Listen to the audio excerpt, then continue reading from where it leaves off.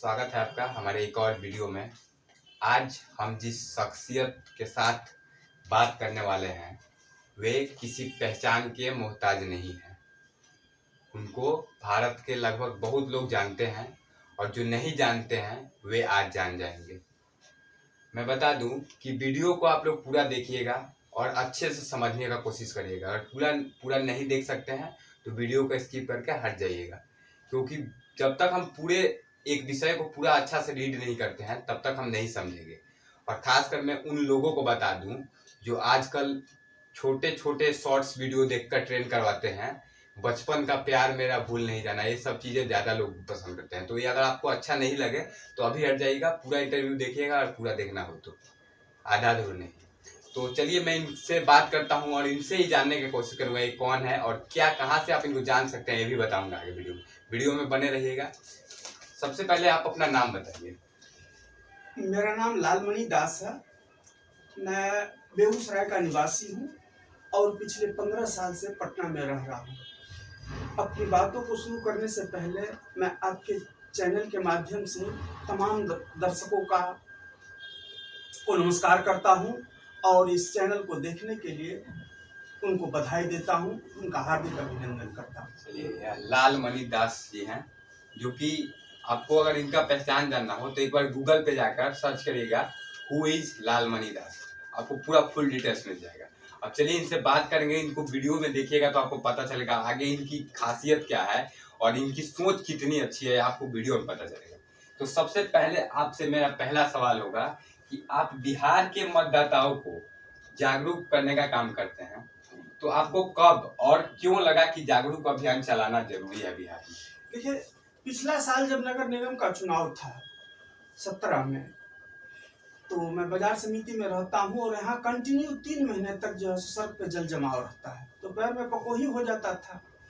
अब घर आते थे और रात में पैर धो के जब सोते थे तो सारा रात लहर मारता था।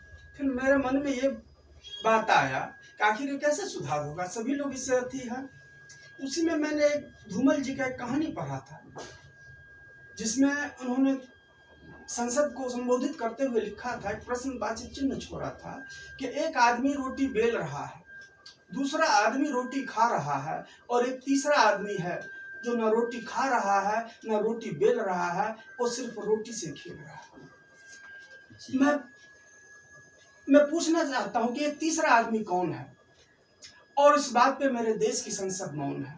इसी से आगे का एक लाइन था कि मसला ये नहीं है कि हल कौन करेगा, मसला ये है कि पहल कौन करेगा। फिर मेरे मन में ये प्रेरणा आई कि अगर पहल करने की जरूरत है तो मैं पहल शुरू कर देता हूं। और तभी से पिछले नगर निगम चुनाव में से ही मैं मतदाता जागरूकता अभियान चलाया कि अगर एक चरित्रवान आदमी को आप चुनते हैं, क्योंकि चरित्रवान आदमी समाज को नई दिशाएं देते हैं, चरित्रवान आदमी वो अपने स्वार्थ में नहीं रहते हैं, वो हमेशा समाज के हित के लिए रहते हैं। तो ऐसे लोग जब अच्छे लोग चुन के संसद हो, विधानसभा हो, नगर निगम हो जाएंगे तो जनहित की बात सोचेंगे और उसे लागू करेंगे। तो आपसे मेरा अगला सवाल है कि आप किस तरह से घूमते हैं और लोगों को किस तरह से समझाते हैं, क्या क्या कठिनाई आती है उस बीच में? मैं अधिकांश साइकिल से चलता हूँ और लोग आते जाते जहाँ रुकते हैं वहाँ उनसे बात करता हूँ और इस मसले को समझाता हूँ कि चूंकि हमारा देश का लोकतंत्र जो है कोलाहल तंत्र में तब्दील हो चुका है। आप जहाँ भी जाइएगा, चाहे राशन लेने जाइए, ट्रेन में टिकट कटाने जाइए, सरकारी सुविधाओं को लेने जाइए, कहीं भी आप चैन से नहीं अपना काम करा पाइएगा। हर जगह कोलाहल है, लोगों में हर काम में देरी होता है, इससे लोगों का जो धैर्य टूटता है और अशांति उत्पन्न होता है। तो चूंकि सरकार जो है जिस तरह से जो सिस्टम से काम होना चाहिए वो सिस्टम से काम होता नहीं। हमेशा सिस्टम ये ध्यान में रखता है कि किस तरह से पब्लिक को परेशान करके रखे, इसका दोहन करे ताकि हमारा कमीशन का जो है जुगाड़। आप बिहार सरकार को तो देखते आ रहे हैं काफी सालों से, तो आप बिहार सरकार से खुश हैं या नाखुश हैं? सिर्फ हाँ ना में जवाब दीजिएगा। देखिए, मैं इस चीज चूंकि जब मैं मतदाता जागरूकता अभियान चलाया तो विभिन्न अधिकारियों के पास जब मैं जाता हूँ, जिस जिला में भी अभियान चलाता हूँ तो हमें एप्लीकेशन देता हूँ, तो उनका एक काम ऑर्डर रहता है, आप बिना इजाजत के भी चला सकते हैं। एक बात ध्यान रखिएगा, ना किसी के पक्ष में बोलिए ना किसी के विपक्ष में। फिर कोई भी दिक्कत आएगा तो प्रशासन आपकी मदद करेगा। तो मैं, और रहा सवाल सरकार का विरोध, तो सरकार का जनता तो अखबारों के माध्यम से सब कुछ जानती है, और सरकार का विरोध मैं बुझता हूँ, समझता हूँ, मेरी ये समझ है कि मतदाताओं का अपमान है। क्योंकि मतदाता अपने पसंद से चुनते हैं और उनका पसंद का होता है, तो कार्य में जो त्रुटि होता है मैं सिर्फ उसकी शिकायत करता हूं, और मैं शिकायत नहीं करता हूं। मेरी ये इच्छा रहती है, अगर ठीक है सरकार, हर आदमी का काम करने का अपना तरीका होता है, सरकार के तरीके से ये काम सही नहीं हो रहा है तो मैं बताता हूं कि आप इस काम को इस तरीके से कीजिए। तो मैं काम का शिकायत करता हूं, मैं किसी सरकार का शिकायत नहीं करता हूं। बिहार सरकार के काम का शिकायत है इनको, बिहार सरकार से कोई विरोध नहीं है। लेकिन मैंने पिछले वीडियो में जब लोगों के साथ जुड़े थे हम, तो उन लोगों से मैंने करीब 10 से 12 लोगों से बात किया था। मैंने उस वीडियो को अपलोड नहीं किया। क्यों नहीं किया? क्योंकि उस वीडियो में कुछ लोगों ने अपशब्द कहा था, तो मैं अपशब्द चीजों को दिखाना नहीं चाहता हूँ। और उस वीडियो में कुछ लोगों ने इतना गंदा बिहार सरकार को लेकर बोला, उस चीज से मेरे को मतलब नहीं है। लेकिन सबसे बड़ी बात है कि 10-12 लोगों में से टोटल लोगों ने बिहार सरकार को गलत कहा है। तो इनको अगला सवाल मैं इनसे करूंगा कि पटना नगर निगम के बारे में आप क्या कहेंगे? यहाँ के सड़कों की स्थिति और सड़कों पर कचरा फेंकना कितना सही है? देखिए, सरकार स्मार्ट सिटी बनाने जा रही है, पर मेरा कहना है आप कितना स्मार्ट सिटी बना लीजिएगा, अगर शहर के लोग स्मार्ट नहीं होंगे, जब तक वो पन्नी में कचरा बांध करके छत पे से फेंकना जारी रखेंगे, ये नहीं देखते हैं कि नीचे आने जाने वाले लोगों के शरीर पे पड़ता है, हो सकता है कोई नहा के मंदिर भी जा रहा हो। तो जब तक ये मानसिकता को नहीं बदलिएगा, आप कितना भी सिटी को स्मार्ट कर दीजिए, कचरा हर जगह रहेगा। दूसरी बात नगर निगम की, तो मैं आपको एक पूर्व में हमारे अभिनेता हैं आमिर खान जी, उनका एक आया था, तो उनका जो प्रोग्राम आया था सत्यमेव जयते, तो उसमें 8 नगर निगम का कचरा के बारे में उन्होंने बुलाया था, तो 7 नगर निगम के लोग आए ही नहीं, और 1 नगर निगम के लोग आए भी तो उन्होंने कहा हमारे यहाँ तो कचरा ही नहीं है। तो ये सोच है, सारा शहर क्या पूरा देश कचरे से पटा पड़ा है। दिनकर जी ने एक बार कहा था कि हमारे देश में अनेक तरह की विभिन्नताएं हैं, समता कहीं नहीं है, न मौसम का, न जाति का, न खान पान का, न धर्म का, हर जगह अलग अलग लोग हैं। लेकिन 2 चीज हमारे देश को एक किए हुए हैं, और वो है एक गंदगी और एक गरीबी। तो सवाल है, जब गंदगी हमारे देश में सारा जगह दिख रही है और नगर निगम के लोग मानते नहीं हैं, तो ये उनकी कर्तव्यहीनता को दिखाता है। नगर निगम के लोग अपनी गलती नहीं मानेंगे। मैं खास करके नगर निगम से तो शिकायतें मेरी बहुत हैं, क्योंकि मैं जब पटना आया था तो उसके पहले मैं नहीं आया था। जब फर्स्ट टाइम आया, आज से करीब 7-8 महीने पहले, तो यहाँ कचरा ही कचरा है। बिहार की राजधानी अगर कचरा रहेगी तो पूरा बिहार कैसा रहेगा, उस बात से आप अंदाजा लगा सकते हैं। इनसे अगला सवाल मेरा होगा कि आप सिर्फ लोकसभा विधानसभा में साइकिल यात्रा करते हैं या फिर पंचायत चुनाव में भी करते हैं, और करेंगे इस बार? नहीं, पंचायत चुनाव में भी मेरा रहेगा। और जहां तक देखिए, मैं एक गरीब आदमी हूँ, सीमित संसाधन मेरे पास रहता है, लोगों से हालांकि मैं चंदा नहीं मांगता हूँ, लेकिन कभी कभी लोग स्वेच्छा से कुछ दे देते हैं, तो उसी से मैं कागज पोस्टर छपवा के घूमता हूँ। तो पंचायत चुनाव में भी मेरा कार्यक्रम रहेगा। और देखिए कितने जिलों तक, जहां तक भी मैं जाऊंगा, मैं किसी न किसी समाचार पत्र के माध्यम से समाज के बीच में मेरी सूचनाएं आती रहती है। तो मैं साइकिल से, अब जैसे दूर हुआ वहां साइकिल ले जाना संभव नहीं है। अब यहाँ बिहार के सुदूर एक बॉर्डर पे जाएंगे तो साइकिल ले जाना है, 400-500 किलोमीटर चलाना संभव नहीं है, तो मैं कुछ दूर ट्रेन से करता हूँ और स्थानीय में स्टेशन से उतर के वहां से साइकिल से चलता हूँ। काफी ज्यादा दूर यह करते हैं साइकिल अभियान। इनसे, उस काम से इनको कुछ फायदा नहीं है। मैं आपको बता दूं, साइकिल यात्रा करने से इनको 1% फायदा नहीं है। हालांकि लॉस है, क्योंकि इनका एनर्जी लॉस होता है, इनके खाना पाना का खर्चा सब लॉस होता है, लेकिन उससे फायदा है तो हमारे बिहार को। और इनकी सोच जैसी आपको भी सोच लानी होगी, अगर बदलाव चाहते हैं तो। नहीं चाहते हैं तो नरक में रहे हैं आप लोग, और नरक में रहिएगा। अगर प्रोमोट नहीं करिएगा इनके जैसे लोगों को, तो आप जिस तरह की सरकार, जिस तरह की व्यवस्था में रहे हैं, रहना पड़ेगा। अगला सवाल आपसे मेरा होगा आपको पता है कि बिहार के चुनावों में पैसा बंटवाया जाता है, बिल्कुल, और लोग पैसे लेकर वोट देते भी हैं। बिल्कुल। तो विकास फिर कैसे होगा? और पैसे लेकर वोट देने वालों के लिए आप कुछ कहना चाहेंगे? बिल्कुल।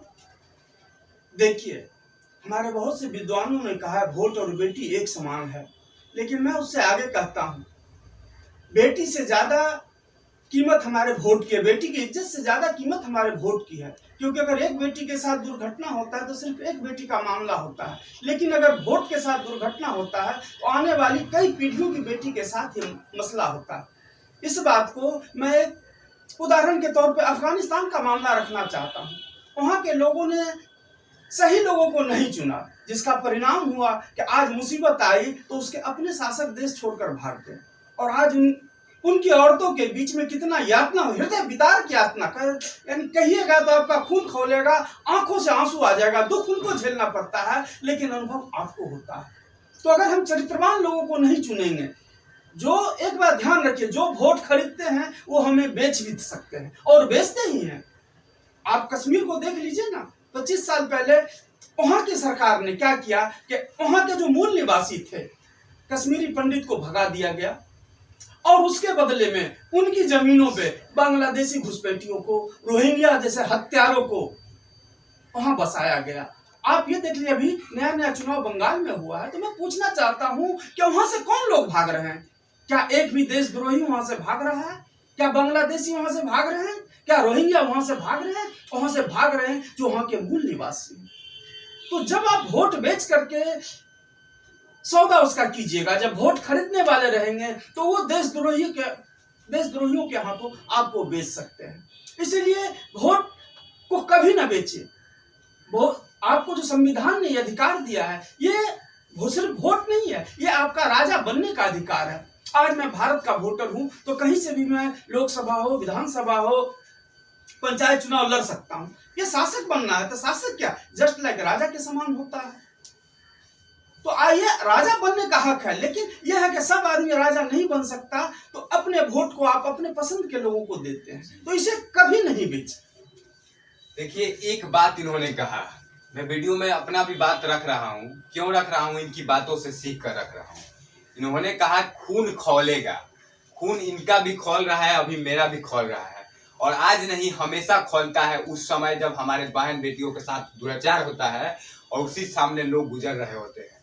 कितने सारे देश में रेप कांड होते हैं और कोई उस पर आवाज नहीं उठा पाता है। 7 साल 10 साल बाद उसको फांसी होती है या फिर होती भी नहीं है।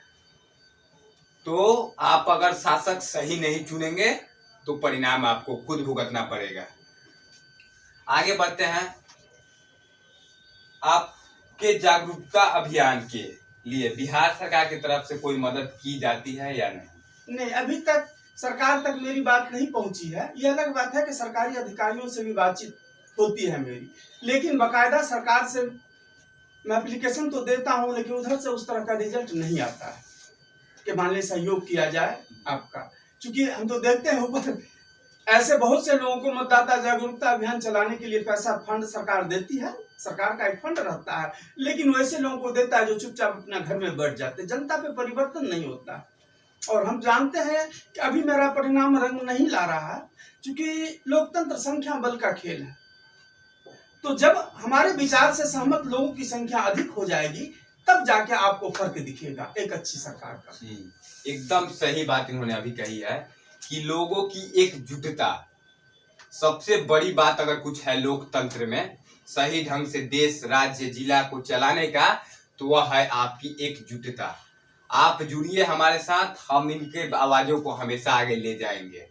हम इनके साथ इस बार यात्रा भी करेंगे और लोगों को जागरूक भी करेंगे।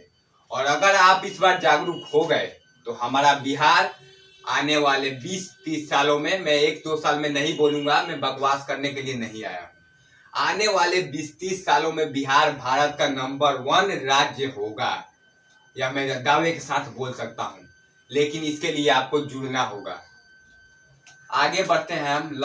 हमारा कुछ आखिरी 2 सवाल बचा हुआ है। आप जैसे अगर बिहार का हर व्यक्ति सोचे तो हमारा बिहार नंबर 1 होगा, इस पर आपकी क्या राय है? देखिए, हमारा सिर्फ बिहार ही नंबर वन नहीं होगा, हमारा देश भी नंबर 1 होगा। पहले तो हमारे देश के लोग हमारे देश के इतिहासों से परिचित नहीं है, उनको गलत जानकारी दिया जा रहा है। हमारे गौरवपूर्ण क्षण को, हमारे इतिहास के गौरवपूर्ण क्षण को हमसे दूर किया जा रहा है। अब मैं पत्रकार महोदय से एक सवाल का जवाब पूछना चाहता हूं, और ये जो जवाब देंगे मेरे सवाल का, वो सब जवाब आपका होगा और हम उसमें विश्लेषण करेंगे। तो क्या पत्रकार महोदय आप बताइए कि भारत की खोज किसने की? देखिए, भारत की खोज किसने की वह मायने नहीं रखता है। मेन मायने रखता है कि हमें आजादी कौन दिलवाया। खोज बहुत पहले हुई थी भारत की, बहुत ज्यादा पहले, तो उस पर मैं विचार नहीं डालूंगा। मैं कहना चाहूंगा कि हम जब आजाद हुए, आपको मैं बता दूं कि आप घूमिएगा, जब भारत का यात्रा करिएगा तो आपको यह चीजें देखने को मिलेगी जो चीजें अंग्रेजों ने करवाई है। जो सड़कें, जो पुल, वो पुल आज भी सही ढंग से चल रहा है। लेकिन जो आजादी के बाद हमारे नेताओं ने करवाई है, वह पुल आज से करीब, आजादी को 70 से ज्यादा साल हुए, 72 साल, उसमें आपको 15 बार टूटा होगा। तो जो जिन्होंने हमें गुलाम बनाया, उन्होंने हमें अच्छा इंफ्रास्ट्रक्चर दिया है, लेकिन जिन्होंने हमें आजादी, सचमुच का आजाद है हम बोलते हैं, उनके बनाए हुए काम सही ढंग से नहीं हो रहे हैं। तो इस पर मैं बोलूंगा कि अभी भी हमारा भारत आजाद नहीं हुआ है। बोलिए। तो हमारा यही कहना है कि हम सही मायनों में आजाद अभी भी नहीं है। हमें सिर्फ तिरंगा फहराने का अधिकार है। सरकार, जैसे अंग्रेजों को शोषण के लिए बदलाव किया गया, तो हमारा सरकार जो है आज भी शोषक है। सरकारी नीति आज भी जनता को परेशान करने वाली है। इसीलिए मैं इस लड़ाई को शुरू किया हूँ कि अब हमें सत्ता का चरित्र बदलने की लड़ाई शुरू करनी है। और रहा सवाल लोकतंत्र का, तो मैं आपसे पूछना चाहता हूँ, क्या सही मायनों में हमें लोकतंत्र मिला है? मैं 1940 की बात करना चाहता हूँ, जब नेताजी सुभाष चंद्र बोस को कांग्रेस का अध्यक्ष चुना गया और कांग्रेसियों के असहयोग के कारण उन्होंने त्याग पत्र दे दिया। उसके बाद जब देश की आजादी की बात आई तो ये तय हुआ कि सरकार का प्रधानमंत्री कौन होगा।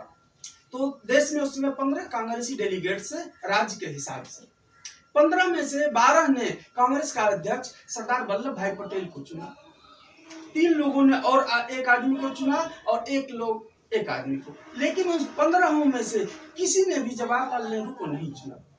लेकिन फिर भी देश की सत्ता उनके हाथों में आई और आज सारा देश इस परिणाम को देख रहा है कि जब वल्लभ भाई पटेल के हाथ में जो काम आया गृह मंत्रालय का, उन्होंने पूरे देश को एक कर दिया। और कश्मीर को हमारे माननीय प्रधानमंत्री जवाहरलाल नेहरू जी देख रहे थे। वो कश्मीर का नासूर आज तक हमारे सीने में जो चुभ रहा है, वो आज तक हमारे भारत माँ के मस्तक का घाव बना हुआ है।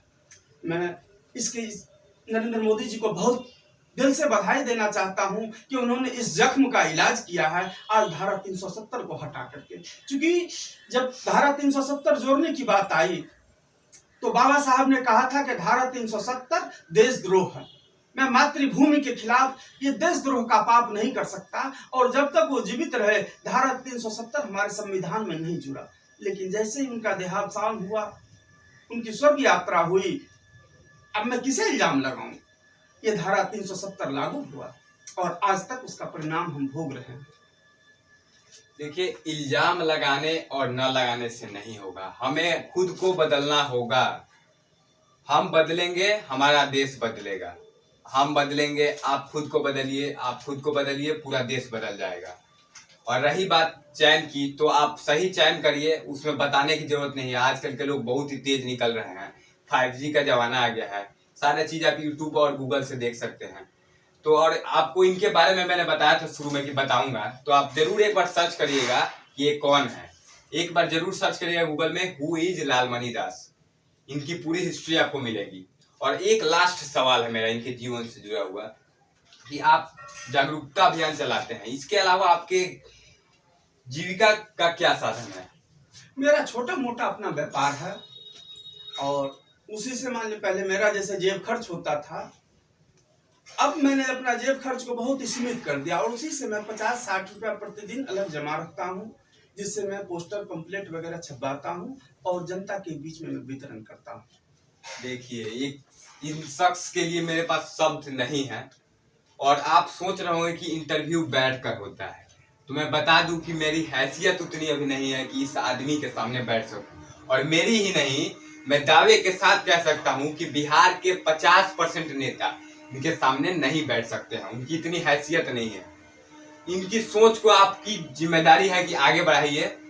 वीडियो को लाइक करिएगा, कमेंट करके इनके लिए कुछ कहिए और शेयर जरूर करिएगा, ताकि मैं चाहता हूं कि उन नेताओं मंत्रियों तक इनकी आवाज पहुंचे और इनको सभी सुविधा उपलब्ध करवाया जाए जो कि अच्छे अच्छे नेताओं को दी जाती है। यह एक नेता नहीं है, लेकिन आज भी ये 300-400 रुपया दिन का कमाते हैं, जिनमें से 60 रुपया बचा के रखते हैं ताकि ये साइकिल से अपनी यात्रा को आगे ले जा सके, इस बिहार के लिए, अपने सोसाइटी के लिए, इस देश के लिए। तो लास्ट में मैं यही कहूंगा कि आप लोगों को इनका बात सारा अच्छा लगा होगा। मेरे को तो इतना अच्छा लगा कि मेरे लिए शब्द नहीं है। और सबसे लास्ट में मैं इनको दिल से बधाई देता हूं, इनके काम के लिए, इनके लगन के लिए। और इसी तरह मैं आशा करता हूं कि ये देश के लिए आगे करते रहेंगे और मैं खुद इस बार इनके साथ जाऊंगा यात्रा में। तो वीडियो को शेयर जरूर करिएगा। चैनल को सब्सक्राइब नहीं किया तो सब्सक्राइब कर लीजिएगा। शुक्रिया, मेरे साथ जुड़ने के लिए बहुत बहुत धन्यवाद। सभी श्रोताओं को एक बार प्यार भरा नमस्कार और पुनः देखने के लिए धन्यवाद। और मैं चाहूंगा कि आप एक चीज करें, अगर मतों की खरीद बिक्री को, वोट पैसा देकर जो वोट लेते हैं, वोट बेचते हैं, इन लोगों को अगर आप एक्सपोज कीजिएगा तो निश्चित रूप से अच्छे लोग जो आज राजनीति से दूर हो रहे हैं उनका विश्वास जगेगा। और जब अच्छे लोग राजनीति आएंगे तो देश का शासन अच्छा होगा, और शासन अच्छा होगा तो देश का भविष्य अच्छा होगा।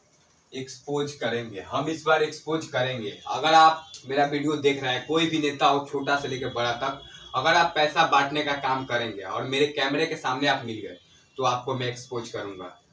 भले रिस्क होगा मेरे जीवन में, मेरे को जीवन से अपने मतलब नहीं है, मेरे अपने सोसाइटी को बदलना है। खुद को बदलूंगा और पूरे सोसाइटी को बदलूंगा। आप ईमानदारी से इलेक्शन में जीतिए और विकास करिए। शुक्रिया।